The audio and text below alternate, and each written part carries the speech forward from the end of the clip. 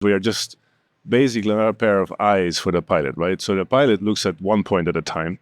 We have 240 degrees, look at it all the time, and it's optical. So we use optical cameras at the moment. And so this is an extra sensor that we bring into all of the sensors that you already have, like ADS-B, your radar, and so forth. It's an extra sensor that senses non-cooperative traffic. We see birds, we see small drones, paragliders, and so forth. So it's just an extra help, and it really reduces the workload of the pilot. Welcome to Hangar X Studios, where former fighter pilot and host John Ramstead takes us on a journey across aerospace as it enters an historic period of innovation and transformation. Our guests include aviation experts, pilots, financiers, military leaders, and innovators of all types. Buckle up for another episode of Hangar X.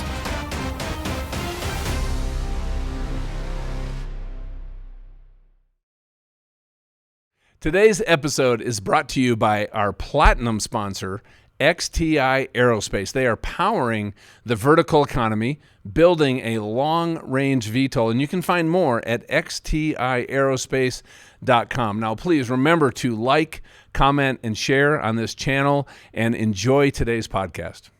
Welcome to Hangar X Podcast, and we are live at Verticon, and this is where we interview disruptors, innovators, executives, and people that are making news and sharing with us what we need to know before the rest of the world does. And with that, today we have Bas Gouverneur on. Bas, welcome to the podcast. Thank you. Thank you. And you're with a fascinating company called DAEDALEAN, and you guys are bringing aviation intelligence and AI out.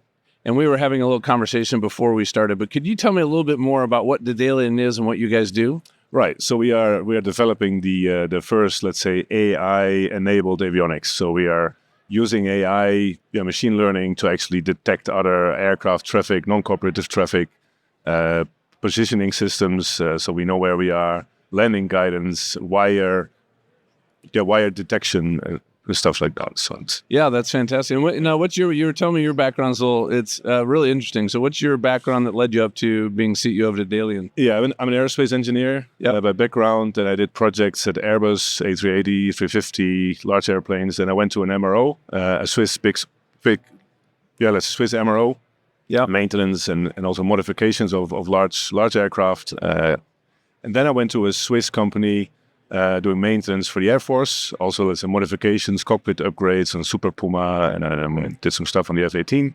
And then I was asked by Luc, I met Luc, the founder of the company. He founded it in 2016. And so it was growing.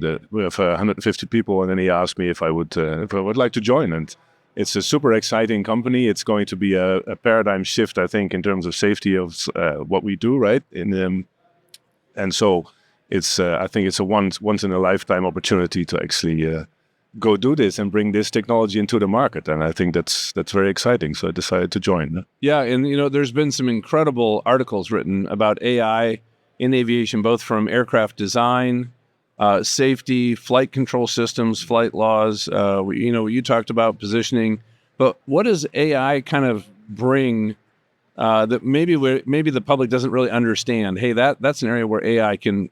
This could just supercharge this part of aerospace Navy, or accelerate it even. Yeah, right. So at the moment, what we say is we are just basically another pair of eyes for the pilot, right? So the pilot looks at one point at a time. We have 240 degrees, look at it all the time, and it's optical. So we use optical cameras at the moment. And so this is an extra sensor that we bring into all of the sensors that you already have, like ADS-B, your radar, and so forth. It's an extra sensor that senses non-cooperative traffic. We see birds, we see small drones, paragliders, and so forth. So it's just an extra help, and it really reduces the workload of the pilot. Increase safety by doing this. Yeah, and now we're here at Verticon, so there's a tremendous amount of talk and technology here about making flying safer, more automated. We're also looking at some of the VTOLs, and there's going to be a big transition between vertical flight to horizontal flight, So where does AI and DAEDALEAN play in kind of looking at flight controls, pilot workload, and things like that? So our functions that we are looking at the moment, right? We see other traffic, as I said, birds and so forth. So that's an extra pair of eyes looking out there. positioning system. So if you are in a GPS denied environment, we still know based on our technology where we are, have the position there. We do landing site finding. So we find landing sites that are suitable and help the pilot with that. We do landing guidance. So if you have your helipad, we use our technology to guide the pilot to that helipad. So is it giving you like navigation cues on your Garmin or a heads-up display if you have it, or is that kind of what it would do? Or be able to do? Yeah, that's the aim that we have, right? So that we have our box. So we have our cameras. We have our box that calculates, and then we would input our signal into a cockpit. You know what's cool about that is because like the F-18, I used to be a Navy pilot. So the F-18s now, their landing mode on the carrier is automatic. It's giving all of that feedback and signals in case, the autopilot disconnects, but then you just follow it. You're talking about actually taking that amazing technology that has dramatically improved safety, but putting it in the cockpit of a helicopter or an airplane coming into land at night, bad weather, or small landing space. Is that fair? That's fair. Yeah, that's to say, right? I mean, the safety levels of commercial aviation are super good, right? Yep. And yet there's so much to be improved on, let's say, the smaller airplanes, the smaller helicopters, the low complex helicopter operations. And I think this technology is able to do that. Yeah. Well, as we all know in safety, one accident's one too many. Yeah. Right? Yeah. Because but now you talked a little bit about, this visual recognition, and I do a lot of flying, and I have ADS-B and I have radar. What would be the value or the purpose of adding another system to basically enhance what ADS-B and radar already give me? Is that a fair question? That's a fair question, but it's just another sensor, right? It just gives you another sensor, another cue. We detect also birds. We detect small drones, paragliders that you wouldn't with your ADS-B. So we're just another sensor, and we merge the sensor. Basically sensor fusion, get all that information and then basically display it to the pilot, in this case. So it's given me a higher level of situational awareness. Correct. Now, what I do know is ADS-B, sometimes there's also a lag. They'll call traffic out for me, and then I'll look on the ADS-B, and they don't match when I see it visually. Right. So that's sometimes a little unnerving, especially when you're coming into a busy airport. So, but I did have a question for you. So AI... help me understand more what AI is in this application, because I think of it as kind of like this black box. We're familiar with ChatGPT. I know how that works with a language model. Right. But now we're talking about science and engineering data, visual processing. I do own a Tesla. I understand how AI and machine learning in that environment a little bit, but it seems a little black box, a little almost non-deterministic. Mm-hmm. So as the pilot community, what does it take, you think, to adopt maybe this as a tool that they feel really comfortable with? Right. Does that make sense? Yeah, it makes sense. Good. Very good. Very good thing to ask, right? So yeah, ChatGPT is a great example. It's generating new information. It's collecting information. There's a whole lot of information there. It's a fountain of information, and it keeps adding and so forth, right? What we do is actually with our algorithms, we look what's inside the water, if you like. Yep. We're not making new information, if you like, but we're really looking into what is in there. So we're sort of a lab and finding out. So you're using what is accurate real-time data, and you also know the historical data inside the aircraft and outside, looking at patterns and trends. So you're not looking at external sources to try to fill in gaps in knowledge. Is that True. fair? Yeah, that's fair to say. So we really use that and see what is in the air, really, and use our algorithms. So if you say it's non-deterministic, that's not entirely the case. So what we do is we train our algorithms. The machine learning has been done such that once we see that for any given input, you get the same output. Okay. And that's the moment where we freeze the algorithm, and that's going to go on the aircraft. Okay. So, and it doesn't learn on the fly. So because you need to have a controlled environment, right? In aviation, that's the case. So it doesn't learn during the flight. It's only getting, let's say, releases uploaded that are really thoroughly checked, and the output is guaranteed for any let's say, given input. Right. So that's how we say it's not non-deterministic, because for any given input, you get the same output. Okay. That answers a big question for me. And how does that work with certification? Where are you guys with, with the EASA or FAA? What does it look like for you guys? Right. So that's been a long story, of course. This company has been on this for 9 years now. Okay. How hard can it be is what our founder always says, but it turns out to be really hard. It's a long way.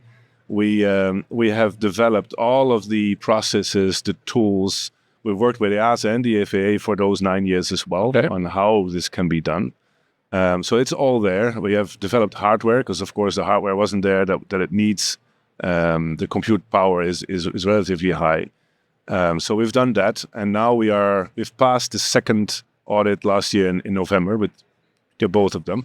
You did, okay. So congratulations. There's 4 audits, right, as you know. So we've done SOI 2 last year in November, and that's where we are. So I see no reason why we shouldn't reach our first certification this year.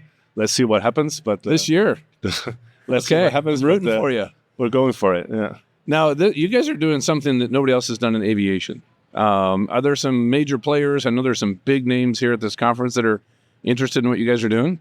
Yeah, of course there are, right? We have our. Can you name drop? Are you allowed to name drop? I can name drop a few. I think we've done some testing with Leonardo. Okay. 2022, I think it was. We have a partnership with Moog. So that works really well. Great company. Really working well with Moog. So I'm excited about what's going on there, right? In that partnership. Eclipse has tested our system. So I think there's a couple of names out there, and there's a few more, of course, that I'm not at liberty to. You're under NDA, okay? Right. But, I could tell you, but then I'd have to kill you. Yeah. Okay. Since you guys are in this really, I think, cutting edge space of aviation, and I believe it's where things are going. Yeah. I would love your prognostication. What do you think the cockpit, the aircraft of the 10, 20 years of the aerospace? What do you think some things that we're going to be that will be reality down the road? Right. Well, at the moment, as we go on, right, this is, as I said, going to be a paradigm shift in terms of safety, especially in this market where we are in, right, in the smaller, low flight helicopter operations, the unmanned market. So what you'll see is that gradually automation will improve. I mean, this technology is basically helping automation with other tasks that have not been able to be done before, right? So that's going to improve automation, all of it. And then gradually, it seems like that's going to be a perfect fit also with a lot of the UAS platforms and manned and unmanned, larger drones, eVTOLs, things like that. Fair? Yeah, definitely. That's fair. Yeah. So all that automation is going to increase. And once we have more experience, more data-driven facts about how this works, I think more of the stuff can be done, let's say, autonomously. Yeah. It'll take a while. I'm also sure about that. But I think we start to generate that data and make that experience over the next few years. Okay, so now I got a real question. Not that the rest weren't real. So as a pilot, we're bringing in more and more autonomy and autonomous work. I've been a pilot for 30 years. So what's the pilot's job in 10 years? Right. What do you think? So pilots are here to stay. They're here. Okay, that's a good answer. Super convinced that's going to be. We also have a lot of pilots in our team, right? Yep. We even encourage people to do a PPL so they understand what a pilot sees and needs to do and stuff like that. So quite a number of people that actually do their PPL. So I think pilots are here to stay. And this is just another technology that helps increase safety, that helps reduce the workload of the pilots. I mean, the surroundings is going to be more and more complex, right? There's more helicopters. You have the UASs in the air. You have drones in the air. You have the eVTOLs coming up. So the 10 years from now, the airspace could be completely different. Yeah. So, well, I know, like in the military, both the Hornet that you worked on in Swiss and the F-35B, the automation allows the pilot to actually focus on the mission, and then we can actually look at expanding the mission, having better mission accomplishment. Correct. Right, and that could be carrying a sick passenger, a load of cargo, an executive. There's whatever the mission of that airplane is. How do I do it effective and safely? But well, you guys are doing some exciting things. I would love to stay in touch. I'd love to even have you and your team come on the podcast at a later date when we can do a longer form, right? And really actually dig into what's really almost underneath the covers. Today we kind of talked about surface level, but I'm also an engineer, so if you guys want to have a little deeper discussion, I'd love to have you guys back on. How's that sound? Yeah, for sure. I'll be very glad to do that. Okay, wonderful. Well, thank you, Bas, and keep knocking them alive out there. And thanks for coming over. Thanks a lot for the opportunity to talk to you.